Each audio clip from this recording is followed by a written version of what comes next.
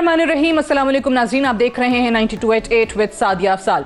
नाज़रीन, साबिक वज़ीर आज़म इमरान खान ने आज पेशावर में प्रेस कॉन्फ्रेंस की है और ये ऐलान किया है कि नैब का जो तरमीमी ऑर्डिनेंस है और ओवरसीज़ पाकिस्तानीज़ की जो वोटिंग राइट ख़त्म करने की इस हुकूमत की मूव है उसको वो अदालत में चैलेंज करेंगे। साथ ही साथ ये भी कहा कि अगली दफ़ा हम भरपूर अंदाज में तैयारी करके आएंगे और परसों पीर को सुप्रीम कोर्ट में ये क्लियरेंस मांगेंगे, ये उनसे वजाहत मांगेंगे कि क्या किसी सियासी जमात को, जमहूरी जमात को पुरअमन एहतजाज का हक है या नहीं। एक तो इस पे बात करेंगे। साथ ही साथ आज की प्रेस कॉन्फ्रेंस में वज़ीर आज़म साहब ने हमाद अजहर साहब को कहा कि जी वो मईशत पर आवाम को आगाह करें। तो हमाद अजहर साहब ने बहुत सारी चीज़ें इस हुकूमत की जिन पर तनकीद की और बहुत सारी लंबी फहरिस्त बताई कि कहाँ कहाँ इस नई हुकूमत के इक़दामात गलत हैं और वो माजी में क्या कर रहे थे। और उसमें रशिया के साथ सस्ते गैस और ऑयल के जो मंसूबे, हमाद अजहर साहब कहते हैं कि जी मेरे पास वो ख़त भी मौजूद हैं और हमारे तकरीबन मामलात मुकम्मल हो चुके थे। 30% कम पे हम मंगवा सकते थे, लेकिन आवाम पर ये बोझ डाल दिया गया। कल वज़ीर आज़म शहबाज शरीफ ने यह कहा कि बड़े दिल पर पत्थर रखकर मैंने ये ऐलान किया है कि पेट्रोलियम की मसनूआत की कीमतें बढ़ाई जाएं, क्योंकि तमाम शराइत IMF की माजी की हुकूमत पाकिस्तान तहरीक इंसाफ ने मांगी थी। एक रिलीफ पैकेज का भी ऐलान किया कि जो ख़ानदान 40,000 माहाना से कम कमाते हैं, जिनकी तादाद तकरीबन 1,40,00,000 है, उनको माहाना 2,000 रुपए जो हैं वो दिए जाएंगे। दूसरी तरफ कुछ मामलात हैं जैसे कि चेयरमैन नैब जो कि 2 जून को रिटायर हो रहे हैं, उनकी तैनाती का मामला है, जिसके लिए जस्टिस मकबूल बाकर साहब के नाम पर इस वक्त तमाम इत्तेहादी जमातों का इत्तफाक हो चुका है। पाकिस्तान तहरीक इंसाफ के कुछ लोग भी जस्टिस मकबूल बाकर साहब के नाम पर ये कहते हैं कि जी अच्छी शोहरत के हामिल हैं और हमें भी कोई एतराज़ वैसे तो नहीं है, लेकिन ऑब्वियसली पाकिस्तान है, सियासत है। अब देखें आगे जाकर इस पर क्या चीज़ सामने आती है। इन्हीं तमाम चीज़ों के हवाले से आज के प्रोग्राम में हम बात करेंगे। सेनेटर सलीम मांडवीवाला साहब हमारे साथ मौजूद हैं, सीनियर रहनुमा पाकिस्तान पीपल्स पार्टी के, चीफ विप हैं सेनेट में। कैसर अहमद शेख साहब हमारे साथ मौजूद हैं, MNA हैं पाकिस्तान मुस्लिम लीग नवाज के। और अली जैदी साहब हमारे साथ मौजूद हैं, सीनियर रहनुमा है पाकिस्तान तहरीक इंसाफ के। अली जैदी साहब आप हमारे साथ फ़ोन पे हैं, मैं आप ही से ज़रा आगाज़ कर लूँ इसका।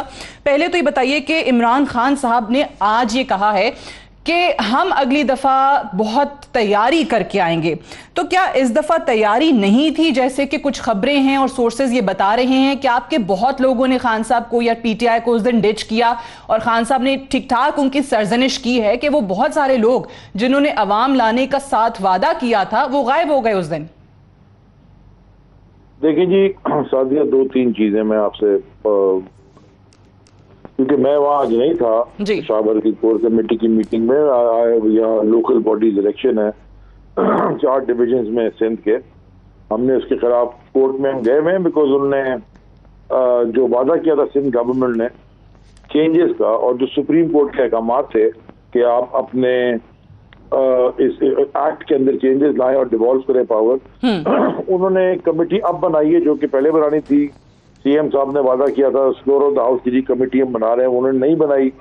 वो ऑलमोस्ट जब हमने कंटेम्प्ट ऑफ कोर्ट की, हम चले गए लेके हाई कोर्ट में और मैं सुप्रीम कोर्ट में भी जा रहा हूँ, तो फिर उन्होंने कमेटी बना दी है। तो लेट्स सी कि वो अब क्या उस कमेटी के वो आते हैं रिकमेंडेशन, फिर उसके बाद ये इलेक्शन हो, क्योंकि सुप्रीम कोर्ट के कमाते हैं। Anyway, in the mean time कल लास्ट डेट थी टिकट फाइलिंग की, तो हमारी पार्टी में क्योंकि मेरे पास जिम्मेदारी सिंध की है, तो जितने लोग भी हैं सक्खर, लाड़काना, मीरपुर खास और नवाबशाह डिवीजन के तो उसके नीचे को 14 डिस्ट्रिक्ट है, सबके टिकट्स टुकुर चाहिए। मैं इसलिए मैं यहाँ कल रात से घर ही नहीं गया हूँ, यहीं बैठा हूँ। अच्छा चलें, आप एक तो उसकी तैयारी कर रहे हैं, ठीक है। आपको नहीं पता कि वहां पर किस किस की सरजनिश हुई या क्या हुआ? मेरी बात ये भी की चीजें आप कहती हैं तो चलें जी, अगर खान साहब को, इसलिए मैं उसके ऊपर, लेकिन आपको चलें खुद भी पता है कि आपके बहुत सारे लोग उस दिन नजर नहीं आए थे।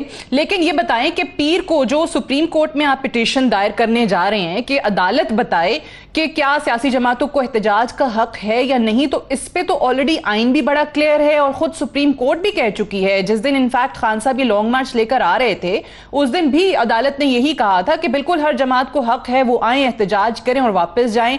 सो इसमें आपको मजीद क्या क्लैरिटी, क्या वजाहत चाहिए सुप्रीम कोर्ट से? तो हमें तो क्लैरिटी और वजाहत है, हम सुप्रीम कोर्ट इससे जा रहे हैं कि जो हुकूमत है उसको क्लैरिटी और वजाहत आ जाए।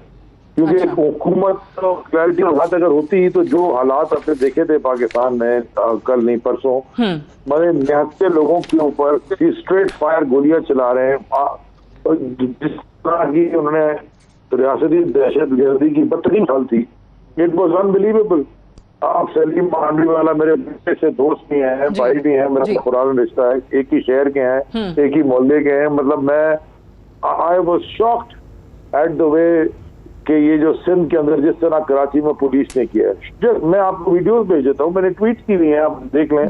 ये वीडियो दूसरी टीवी चैनल से भी चली है। स्ट्रेट फायर कर रही है पुलिस औरतों के ऊपर और 2 लोगों को गोलियां लगी। हम करने के हम तो एक, इसीलिए हम सुप्रीम कोर्ट जा रहे हैं कि सुप्रीम कोर्ट के शायद उनको समझा सके। अच्छा चलिए, आप कहते हैं कि आपको क्लैरिटी है, आपको अपने लिए नहीं चाहिए, इनके लिए चाहिए, इनको समझाने के लिए। Right, stay with us. मैं सेनेटर सलीम मांडवीवाला साहब आपसे जानना चाहूंगी, ये इमरान खान साहब ने जो ऐलान किया है अदालत में, सुप्रीम कोर्ट में इस मामले को परसों वो लेकर जाएंगे, और ना सिर्फ ये मामला बल्कि ओवरसीज वोटिंग का राइट ख़त्म करना, या फिर जो नैब में तरमीम आप लोगों ने कराई हैं उसके हवाले से भी वो कहते हैं अदालत का हम रुख करेंगे।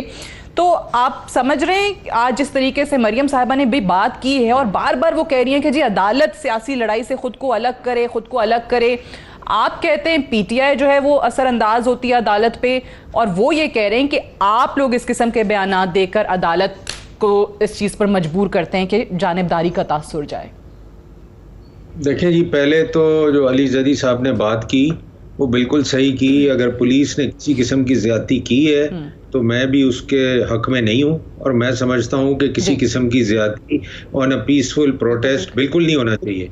और कहीं भी पाकिस्तान में अगर उन्होंने ज्यादतियाँ की हैं, I don't support that at all. और मैं समझता हूँ कि ये ज्यादती की गई है, तो पीसफुल प्रोटेस्ट के साथ कभी ये चीज़ नहीं होनी चाहिए, और हमने कभी खुद ये चीज़ें नहीं की। तो अगर ये की हैं तो I don't support the government in this initiative of the government. दूसरा, जहाँ तक सुप्रीम कोर्ट जाने का ताल्लुक है, देखें, एक तो मैं आपको बात बताऊं, मेरे ख्याल बिल को किसी ने सही तरीके से पढ़ा नहीं है। ओवरसीज की वोटिंग का राइट किसी ने ख़त्म नहीं किया, ये बिल्कुल गलत बात है। ओवरसीज हम जरूर कराना चाहते हैं, मगर उसमें कुछ इश्यूज हैं जो कि इलेक्शन कमीशन ने भी कहा है कि ये वोटिंग कैसे होगी, और कौन ओवरसीज वोटर की डिस्क्रिप्शन कोई नहीं है। Who is overseas voter? Is he a Pakistani? Is he a dual national? Is he a 100% foreign national? कोई क्लैरिटी नहीं है who is an overseas voter. और उसका वोट कहाँ रजिस्टर होगा, वो कहाँ वोट देगा, तो ये कोई क्लैरिटी नहीं है। बस ये है कि जी ओवरसीज वोटिंग। तो मेरा कहने का मतलब ये है कि किसी को इतराज नहीं है, किसी पार्टी को इतराज नहीं है कि ओवरसीज वोटर को ओवरसीज वोटिंग का राइट दिया जाए। हम बिल्कुल देना चाहते हैं, मगर उसका कोई तरीकेकार, उसका कोई सिस्टम पहले आपको बनाना पड़ेगा बिफोर यू से कि तो यानी अगले इलेक्शन में तो नहीं, लेकिन उसके बाद आप कहते हैं कि शायद पॉसिबिलिटी है, जैसे ईवीएम के बारे में कहा जाता है।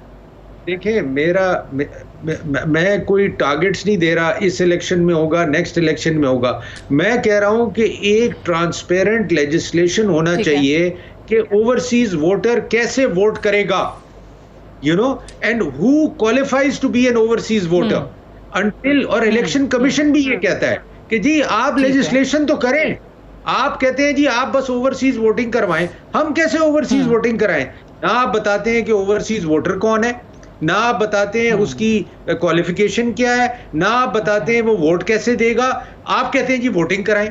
तो ये देखें, ये बड़ा कॉम्प्लेक्स इशू है। इसको very valid point, very valid point. ठीक है, मैं शेख साहब आपकी तरफ भी आती हूँ। मैं पहले ये जो अभी सलीम मांडवीवाला साहब ने जी मुकम्मल कर लें, फरमाइए।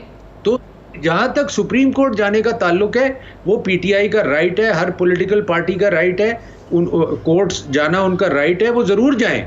मगर द पॉइंट इज कि वो उन इश्यूज पे जाएं जहां उनके साथ कोई इशू हुआ है। अगर बिला वजह सुप्रीम कोर्ट जाएंगे तो मेरा नहीं ख्याल कि they can resolve all the issues that are happening. तो अगर वो कोई टारगेटेड इशू के ऊपर जाए, अगर ज्यादती हुई है तो जरूर जाए, मैं समझता हूँ, यू नो। मगर ऐसे सुप्रीम कोर्ट को अननेसेसरी पिटिशंस करना, उसका कोई हमने देखा रिजल्ट नहीं निकलता। तो आप कह रहे हैं अननेसेसरी पिटीशन का फायदा नहीं है। ठीक है, अली जैदी साहब, ओवरसीज वोटर कौन है, उसकी क्वालिफिकेशन क्या है? सलीम मानवी वाले का सवाल। थोड़ी सी सलीम भाई की दोनों बातों में क्लैरिटी, पहले तो मैं अप्रिशिएट करता हूँ और शुक्रिया भी उनका करता हूँ सलीम भाई ने जो बात की और पुलिस, जी बिल्कुल, पुलिस के हाथ दहशतगर्दी। सलीम भाई मेरे पे उन्होंने ना 780A की एफआईआर कर और मेरे घर पे छापे भी मार रही थी पुलिस के, मेरे को पड़ी दहशतगर्दी। तो आई मीन क्वाइट सैड के लिए जरूरत नहीं थी इन चीजों की। आज वो हमने बेल शेल ले ली है, अल्लाह करेगा कि all of us we learn a lesson and move forward कीजिए। अगर कोई भी पीसफुल प्रोटेस्ट कर रहा है करने दें, कोई इतना बड़ा इशू नहीं होता, वो पैदा होती है रोज। वो पाकिस्तानी की डेफिनेशन एक लाइन में मैं दूंगा, जी बताइए, बड़े आसान तरीके से। जिसके पास नाइकॉप कार्ड है वो ओवरसीज पाकिस्तानी है, खत्म हो गया सर प्रॉब्लम। अगर आपके पास नाइकॉप कार्ड नहीं है तो आप ओवरसीज पाकिस्तानी नहीं है। अगर आपके पास नाइकॉप कार्ड है इसका मतलब नादरा के पास आपका डेटा है। अगर नादरा के पास आपका डेटा है, आपको पता होगा कि जी आपकी पाकिस्तान में कौन सी कॉन्स्टिट्यूंसी में आपका वोट रजिस्टर्ड है, कहीं ना कहीं से तो पाकिस्तान की बाहर गए होंगे ना।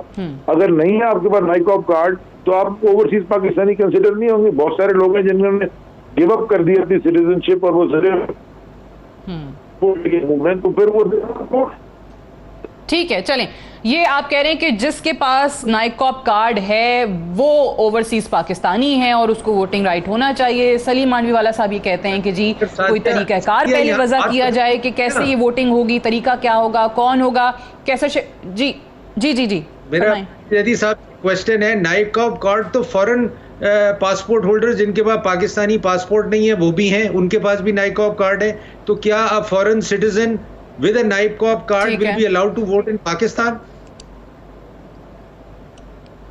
जी उनके जवाब से तो यही लगा है, वो ये कह रहे हैं कि जिन्होंने यहाँ पाकिस्तान की शहरियत छोड़ दी है, गिव अप कर दी है, जिनके पास नाइकॉप नहीं है वो वोट नहीं कर सकेंगे। दोहरी शहरियत कोई अगर अमरीकी है, कोई बरतानवी है, वो कर सकता है। यही उनकी बात कैसे कर सकते हैं? वो यूनाइटेड स्टेट्स में भी वोट करते हैं और वो पाकिस्तान में भी आके वोट करेगा। National ID card for overseas Pakistani. बिल्कुल ठीक है, लेकिन वो ये कह रहे हैं ना कि दोहरी शहरियत हो गई ना, एक वो पाकिस्तानी भी है, उसके पास नाइकॉप भी कार्ड भी है, लेकिन उसके पास अमरीकी शहरियत भी है। जी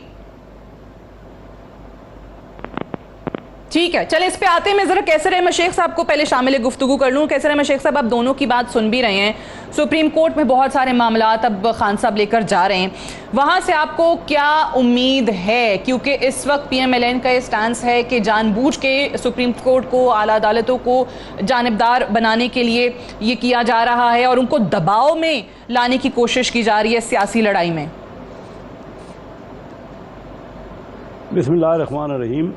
सादिया, ये तो बड़ी क्लियर है, खुद PTI भी कई बार कह चुकी है कि पार्लियामेंट जो है वो सॉवरीन है और जो असम्बली में कोई भी बिल पास होगा या जो अमेंडमेंट होगी उसका तल्लक सुप्रीम कोर्ट से तो नहीं, सुप्रीम कोर्ट ने तो सिर्फ इंटरप्रिटेशन करनी है।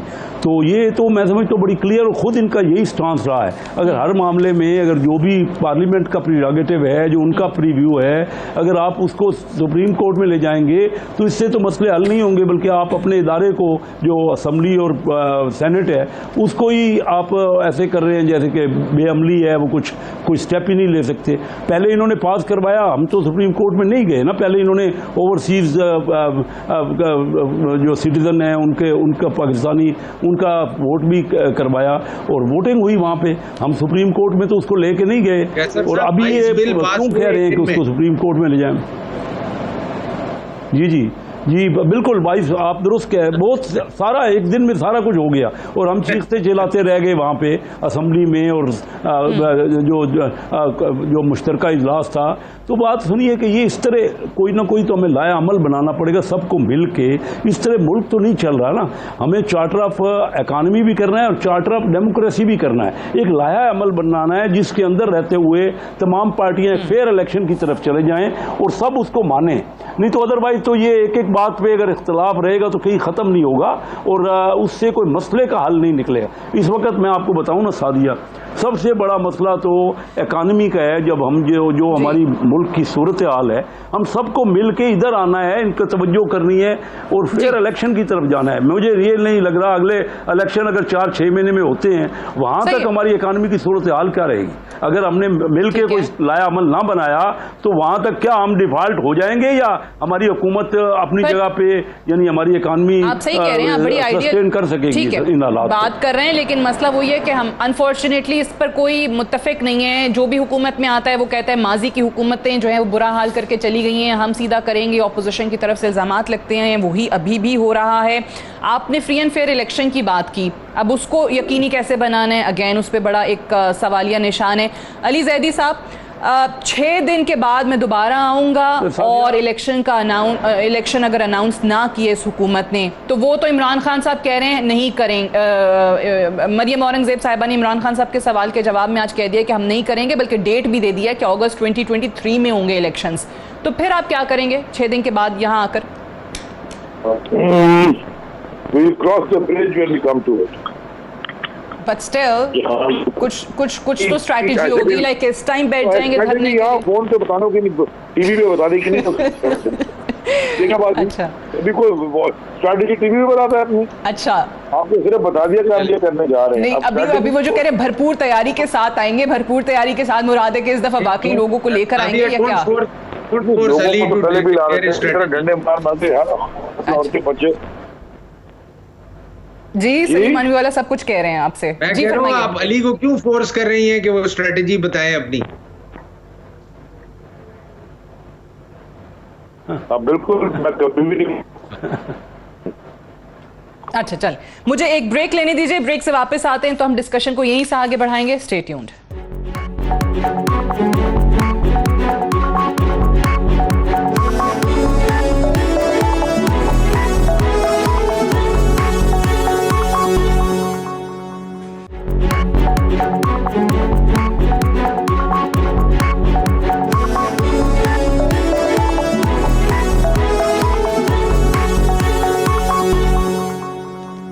Welcome back. प्रोग्राम में एक बार फिर से खुश आमदीद। आज जब साबिक वज़ीर आज़म इमरान खान ने अपनी प्रेस कॉन्फ्रेंस ख़त्म की तो वहीं पर हमाद अज़हर को कहा कि इकॉनमी के हवाले से ज़रा आवाम को बताएं। तो हमाद अज़हर साहब ने इस वक्त जो चीज़ें आवाम के सामने आज रखी, बड़ी लंबी चौड़ी वो फहरिस्त थी और इस हुकूमत ने क्या क्या किया है पिछले ही चंद दिनों में उसके हवाले से बताया। वो कहते हैं कि जी एक तो इस हुकूमत की वजह से रुपए का फ्री फॉल शुरू हो गया है।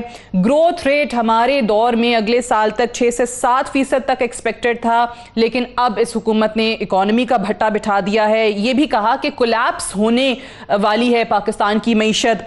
फॉरेन एक्सचेंज रिजर्व्स जो हैं वो कम हो गए हैं। यूरो बॉन्ड कहते हैं कि जी हमारे दौर में 6% पर ट्रेड करता था और अब 25 से 30% पर ट्रेड कर रहा है। और श्रीलंका में जो हालात हुए वहाँ पर यूरो बॉन्ड जो है वो 45% पर ट्रेड कर रहा था। तो कोलैप्स के करीब आप लेकर चले गए हैं। ऑयल प्राइसेस बढ़ा दी हैं और साथ ये भी कि हम रशिया से सस्ती गैस और ऑयल 30% कम कीमत पर ख़रीदने जा रहे थे और इस हुकूमत ने सब मईशत का सत्यानाश कर दिया है। सलीम मानवीवाला साहब, ये एक चार्जशीट जो है वो इन्होंने आज किया है। आज ये आपकी हुकूमत के हवाले से बताया है कि आपने कुछ ही दिनों के अंदर ये मुल्क का हाल किया।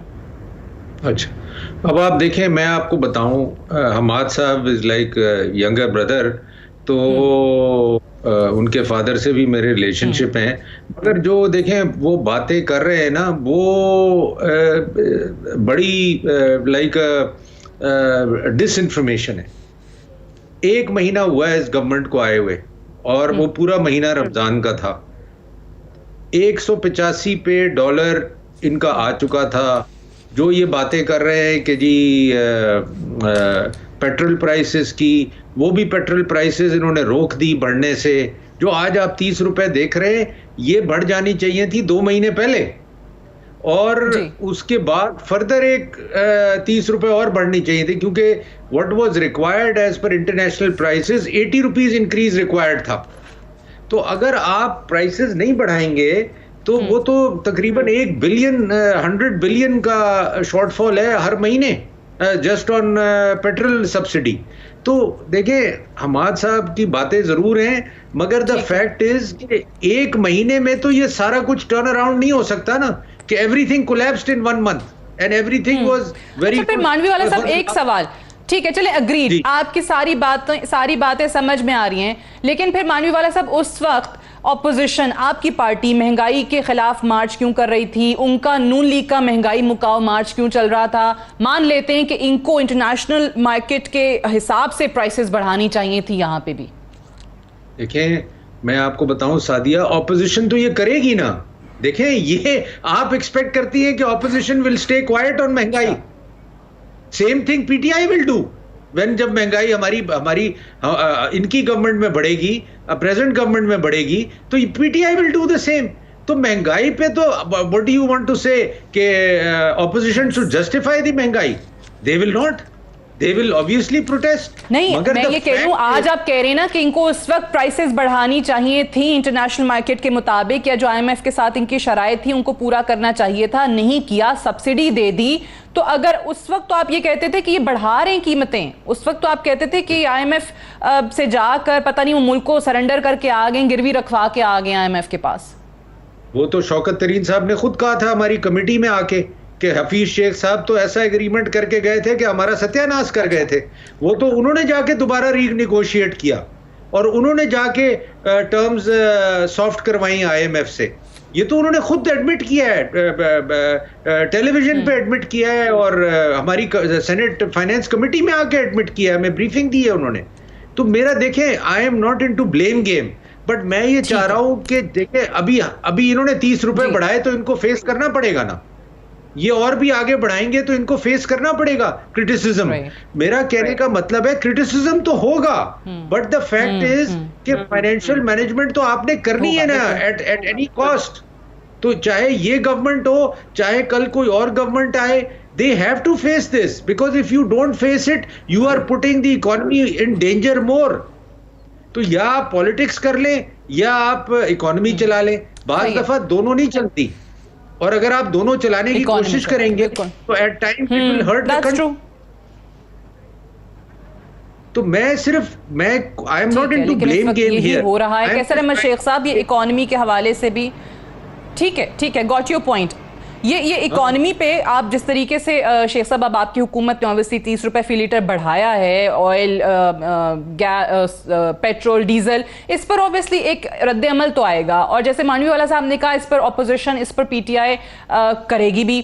तो आपके पास इसका हल क्या है? या जो आज जिस तरीके से आपकी हुकूमत ये बता रही है कि जी हम तो अगस्त 2023 में ही इलेक्शन होंगे, तो ही पीटीआई तब तक वहाँ का इंतज़ार करे, तो अगस्त 2023 तक मुल्क का या मुल्क की मईशत का क्या हाल करेंगे? संभाल लेंगे आप जिस हिसाब से चीज़ें चल रही हैं? सादिया, आपने बड़ा अच्छा सवाल किया है। देखिए, सलीम मांडवीवाला से मैं मुतफिक हूँ, कम्प्लीटली मुतफिक हूँ। हम ब्लेम गेम में पड़े रहेंगे तो बहुत से पॉइंट हैं जो कुछ ये हुकूमत छोड़ गई है। ये तो फिगर्स है कि अप्रैल से पहले 39, पिछले 10 महीने में 39 बिलियन इंपोर्ट और एक्सपोर्ट का फ़र्क आ गया। रुपया हम छोड़ के गए थे 189 पे इन्होंने छोड़ा, और बावजूद के पाकिस्तानी रुपया डिवैल्यू किया, तब भी एक्सपोर्ट तो बढ़ी नहीं। इंपोर्ट और एक्सपोर्ट गैप का सबसे ज़्यादा हो गया। इस वक्त जो गैप है वो पाकिस्तान की तारीख में कभी नहीं रहा। 10 महीने में 39 अरब डॉलर। और फिर इन्होंने कहा था हम करंट अकाउंट को ठीक करेंगे, वो आप देखिए कभी 10 महीने में 13.5 अरब डॉलर हो गया। अब मैं ब्लेम गेम में नहीं पढ़ना चाहता, मेरे पास बहुत से पॉइंट है मैं, लेकिन मियाँ शहबाज शरीफ साहब की कल की तकरीर, जब वो लीडर ऑफ अपोजिशन थे तब भी उन्होंने यही कहा था, आइए हमारा मुल्क इस वक्त बड़ी बुरी हालात में है। ये आज से 4 साल पहले की, 3.5 साल, पौने 4 साल पहले की बात है कि उन्होंने as a leader of opposition कहा कि आइए बैठिए, हम इकानमी के ऊपर बात करें और चार्टर ऑफ इकानमी करें। कल उन्होंने अपनी तकरीर में दोबारा कहा कि इस वक्त, और मैंने प्राइम मिनिस्टर को अप्रिशिएट किया, उनको व्हाट्सएप भेजा मैसेज, मैंने उनको अप्रिशिएट किया कि आपने बहुत अच्छा किया, क्योंकि इमरान खान साहब तो कहते थे हम हाथ ही नहीं मिलाते अपोजिशन में। अब पहली बात तो यह ब्लेम गेम को छोड़ के इस वक्त सब बैठे, मुल्क कैसे बचता है हमारा मुल्क यकीनी तौर पे बहुत ही बुरे हालात में है। और देखिए इस महीने में तकरीबन 2 अरब डॉलर का या 1.5 अरब डॉलर का करंट अकाउंट बुरे हालात में है। लेकिन ऐसे में जो हुकूमत की तरफ से, या जिस तरीके से कल उन्होंने एक रिलीफ पैकेज बोला कि 1 करोड़ 40 लाख गरीब घरानों को माहाना 2000 का वजीफा मिलेगा, इस किस्म की चीजें क्या मदद देती हैं? इनसे कोई फर्क पड़ेगा? जी, वो देखिए वो ज़रूर पड़ेगा। देखिए जो गरीब इंतहाई गरीब हैं, होना ये चाहिए कि अमीर आदमी को, मैं तो हमेशा कहता रहा हूँ, अमीर आदमी ज़्यादा टैक्स दे, उसको टैक्स लगाए। लोगों ने पिछले 2 सालों में ना कोविड में बहुत कमाई की है, पूरी दुनिया में भी अमीर तर हो गया और पाकिस्तान में भी। तो हमें पहले हमने टैक्स का रेट 35 से 28 किया है। हमें चाहिए, देखिए हमें पैसा, गरीब आदमी तो पिस गया है, उसकी तो तनख्वाह है, वो तो रुपए में लेता है और सारी चीज़ें इंपोर्ट हो रही हैं डॉलर में। वो तो बेचारा 115 से लेके आप आज 200 पे ले आए हैं डॉलर को। तो मैं कहना ये चाह रहा हूँ कि देखिए आज हम, मुल्क तो हम सब का है ना, इमरान खान का साहब का भी उतना ही मुल्क है जितना कि मियां शहबाज शरीफ का साहब का है। तो आइए हमारे इस वक्त मकान को आज वो यही बता रहे थे कि जी हम सही करके गए मैशत को और इस हुकूमत की वजह से। ठीक है, ये बिल्कुल ठीक है, आप दोनों ने बड़ी अच्छी बातें की हैं। इनफैक्ट सलीम मानवीवाला साहब ने भी यही कहा कि जी ब्लेम गेम के लिए बहुत इश्यूज हैं। आप भी सही कह रहे हैं कि और बड़े इश्यूज हैं जिन पर सियासत की जा सकती है। शेख साहब, हल जरा बताइएगा, अगर खान साहब जिस तरीके से नहीं इस मामले पर बैठते, जिसका हमने पहले भी अभी जिक्र किया है, और ये 6 दिन के बाद वापस आते हैं या यहाँ पर धरना देते हैं, तो क्या सूरत हाल बनती देख रहे हैं आप? जी मैं बड़ा वादे तौर पे देख रहा हूँ, खान साहब के पास क्योंकि और एजेंडा नहीं है। खान साहब ने डिलीवर तो किया नहीं, उन्होंने जो भी वादे किए थे वो पूरे नहीं किए। वो यही बार बार धरनों की और ये मार्च की सियासत कर रहे हैं। ये वक्त नहीं है, हम करेंगे मार्च की भी इलेक्शन में अपने लिए अपनी बात करेंगे और हर जिसको ज़्यादा वोट, फेयर इलेक्शन होना चाहिए, उनको उनके मुताबिक उनको जो पसंद हो, जहाँ वो एग्री करें उस तरह मैं समझता हूँ उनको मौका देना चाहिए कि फेयर और क्लीन इलेक्शन हो, जो इनको तमाम पार्टियां एक्सेप्ट कर लें। आज इंडिया में इलेक्शन होते हैं, हारने वाला अपना कबूल करता है, जीतने वाला। हमारे यहाँ रोज़ हर इलेक्शन में कोई ना कोई ऑब्जेक्शन होता है। सबसे पहले तो हमें इलेक्शन फेयर का ज़रूर यकीन दहानी करानी चाहिए। लेकिन ये अगर कहें ना कि एजिटेशन से ये मसले का हल निकाल लेंगे, ना तो अभी इस वक्त का वक्त है। कल प्राइम मिनिस्टर ने मेरे व्हाट्सएप के जवाब में उन्होंने कहा कि यही वक्त की ज़रूरत है कि हम आपस में मिल के बैठें। और देखिए ना, पहले ये हुकूमत में थे तो नहीं बात सुनते थे, हम हुकूमत में है तो ऑफर कर रहे हैं, हम रिक्वेस्ट कर रहे हैं इनसे कि मुल्क को संभालें, मुल्क आपका भी है हमारा भी है। क्या होगा, 2-3 महीने और एजुटेशन में गुजर जाएंगे, हमारे पास पैसे नहीं हैं। हमें समझना चाहिए कि हम तो धक्के खा रहे हैं। और आपने हल पूछा ना, हल क्या है? देखिए हल तो बहुत आसान है, हम सारी दुनिया में एग्जैक्टली क्योंकि अब आप IMF के पास जो उनकी शराइत आप कहते हैं इन्होंने मानी थी और वापस आके पूरी नहीं की, और अब वो कहते हैं कि जी सब्सिडी हटाने का मुतालबा किया और ये पैसे बढ़ाने का, कीमतें बढ़ाने का मुतालबा किया, जो आप लोग पूरा कर रहे हैं, लेकिन ऑब्वियसली अवाम उसका बोझ बर्दाश्त करे। अली जैदी साहब, मैं आपसे ये बात कह रहा था कि एक्सपोर्ट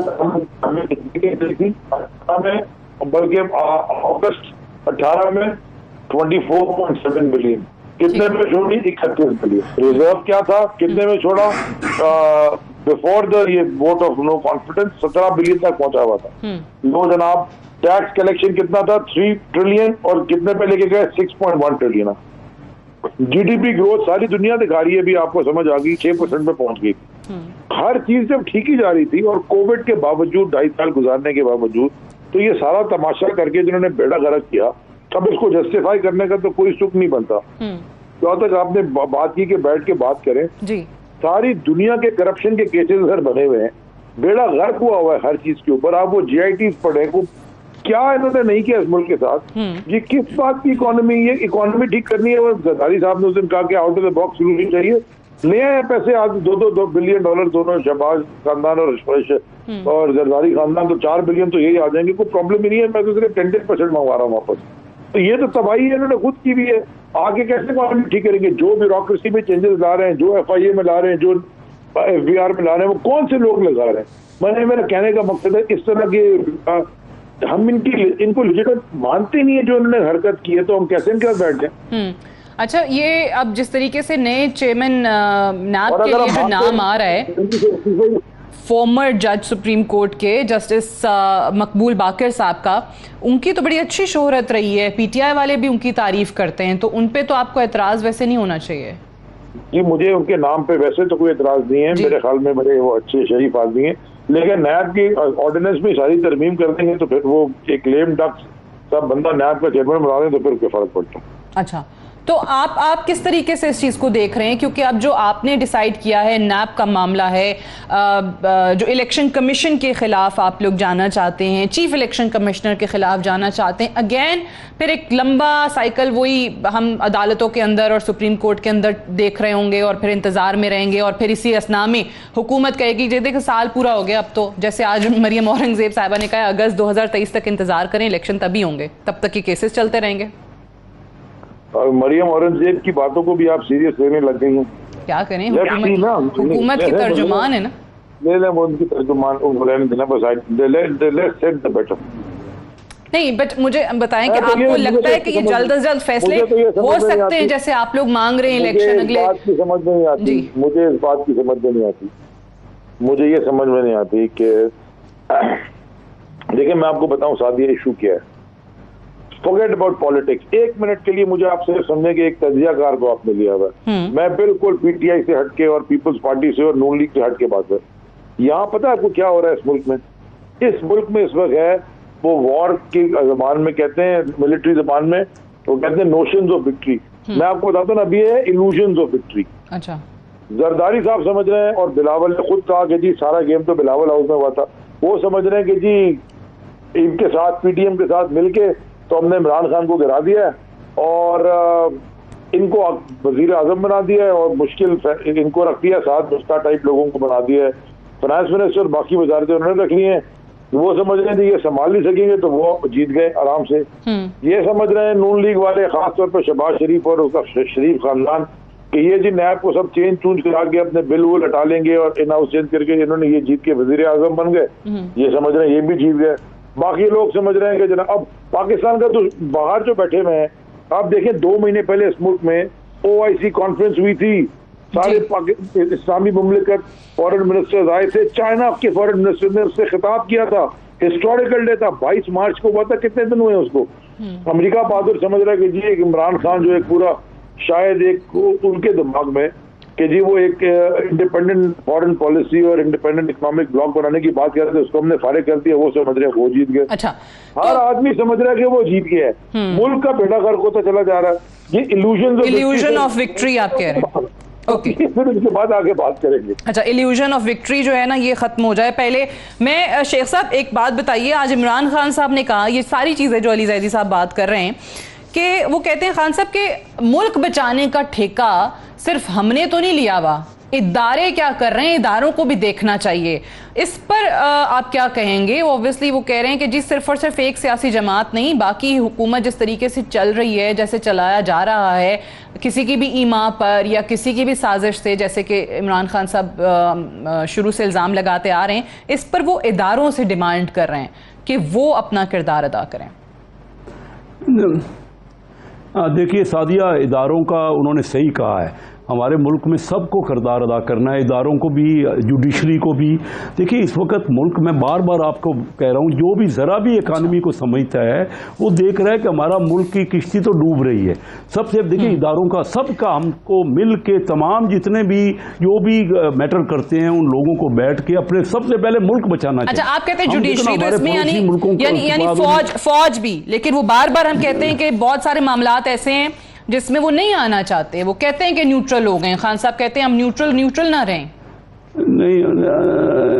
नहीं, मैं उनसे एग्री करता हूँ। मेरे ख्याल में देखिए इस वक्त न्यूट्रल रहने का कोई कंसेप्ट मेरे ख्याल में, मेरी जाती राय है, इस वक्त हमारा, आप खान साहब से एग्री करते हैं कि न्यूट्रल को न्यूट्रल नहीं रहना चाहिए? जो मदद करते हैं,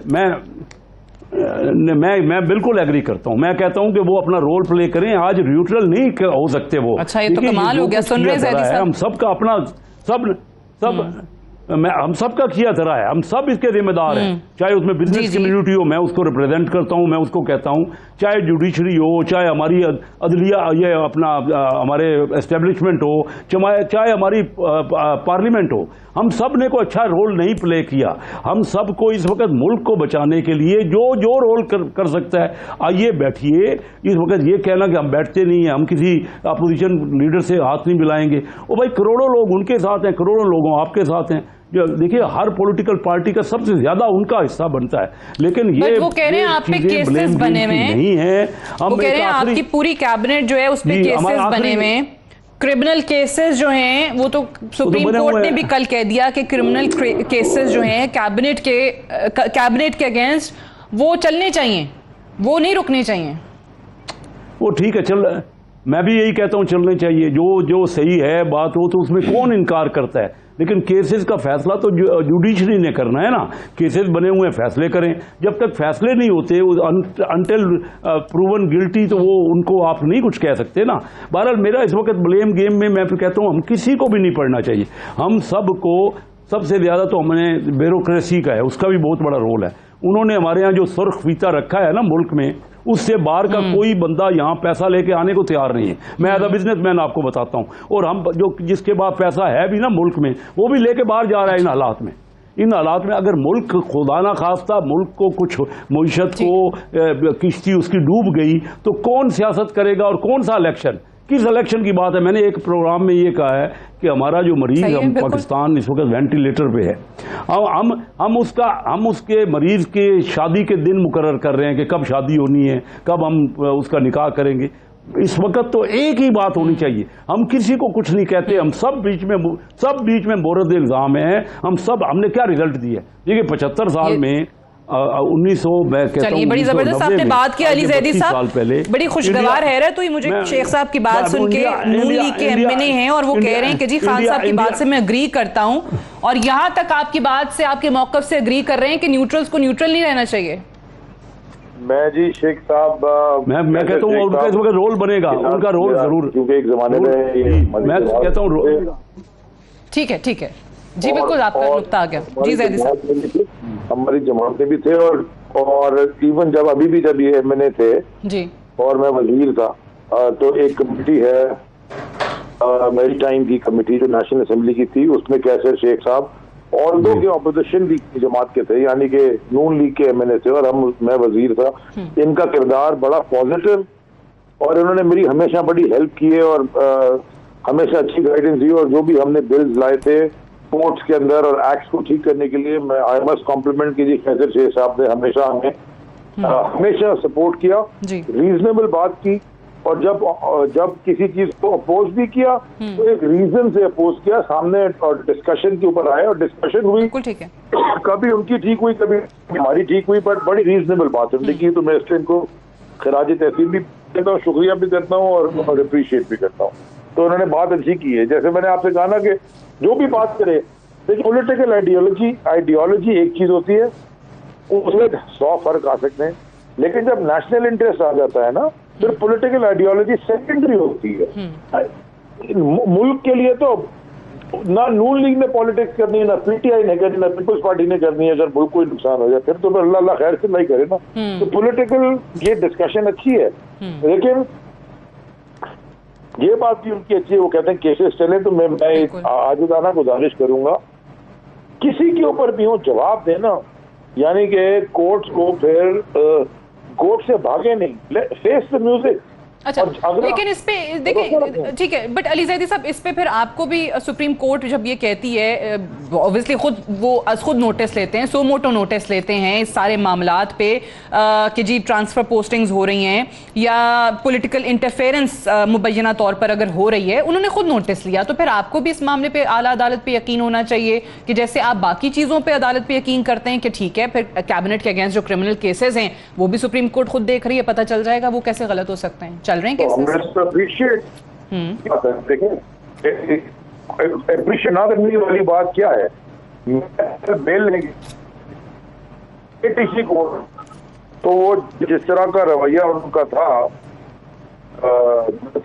उन्होंने मुझे कहा कि जी आपको मतलब उन्होंने मुझे बेल दी, और जो भी उन्होंने बात की मैं सबके सामने ही वोटे, मैंने तो बाहर आके उनका शुक्रिया अदा किया, मैंने अपने ट्वीट में भी किया कि उन्होंने एक बिल्कुल जेन्युइन बात क्या होती है, आपको पता चल जाता है कि जेन्युइन क्या है, कोई साइंस नहीं होती, लेकिन जब वो जस्टिस अगर नहीं आ रहा तो फिर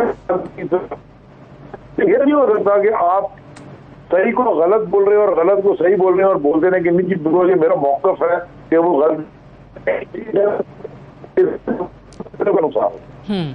ठीक है, चले मुझे एक क्विक ब्रेक के लिए कहा जा रहा है, ब्रेक से वापस आते हैं, डिस्कशन को आगे बढ़ाएंगे, स्टे ट्यून्ड।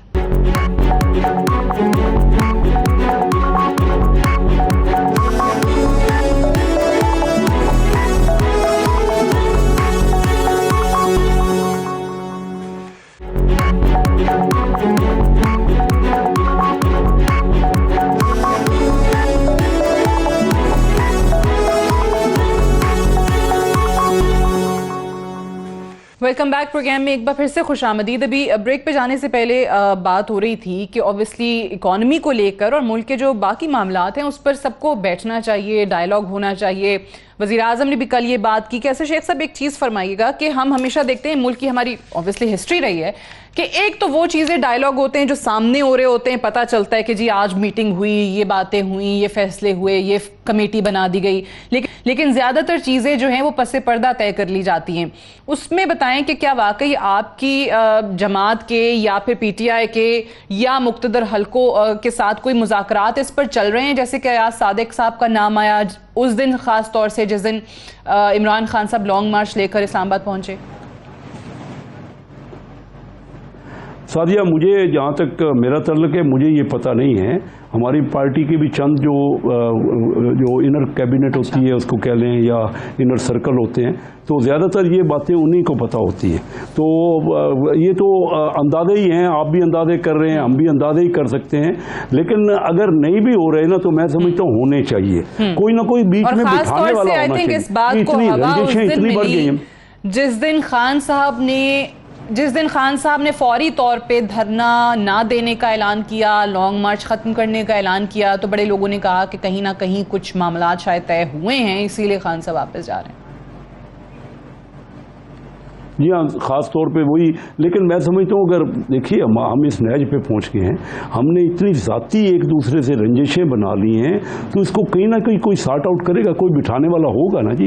मैं अली ज़ैदी साहब की बातों का, उन्होंने बहुत मेरे लिए अल्फाज कहे, मैं मशकूर हूँ उनको। लेकिन मुल्क तो हम सब का है, हम सब देखें ना, कोई किसी पार्टी से बन गया, कोई किसी पार्टी से आ गया।